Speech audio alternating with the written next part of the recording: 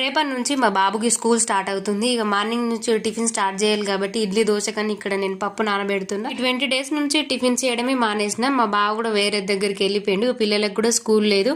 ఈ రైస్ ఇవన్నీ పప్పు కడిగిన నీళ్ళన్నీ చెట్లకు పోయడానికి అని చెప్పి ఇవి రోజు ఇట్లానే చెట్లకు పోసేస్తా నీళ్లు. మెంతులేసి నానబెడితే దోశలు క్రిస్పీగా వస్తాయి. ఇక పోహ అంటే పోహ మిక్సీ వేసే 1 అవర్ ముందు పోహ యాడ్ చేస్తా. మొన్న తీసుకొచ్చిన బుక్స్ ఈ రోజు ప్యాకింగ్ చేద్దామని ముందు పెట్టుకున్నా. ఇక రేపు స్కూల్ కు పంపించాలి కదా. ఇక్కడ ఒక్కొక్క సబ్జెక్ట్ కి ఒక్కొక్క కలర్ ప్యాకింగ్ కవర్ వేసేయాలి. ఇది ఓన్లీ మళ్ళీ నోట్ బుక్స్ కి మాత్రమే ఇలా కలర్స్ ఉంటాయి. ఇక టెక్స్ట్ బుక్స్ కి నార్మల్ వైట్ పేపర్ వేయాల్సిందే. ఇన్ని రోజులు ఇద్దరు స్కూల్ కి వెళ్ళేటప్పుడే మస్తు ఇబ్బంది పెట్టేటోళ్ళు. ఒకళ్ళని ముందు లేపుతున్నా ఒకళ్ళని వెనక లేపుతున్నావు అని అట్లా గొడవ పెట్టుకునేటోళ్ళు.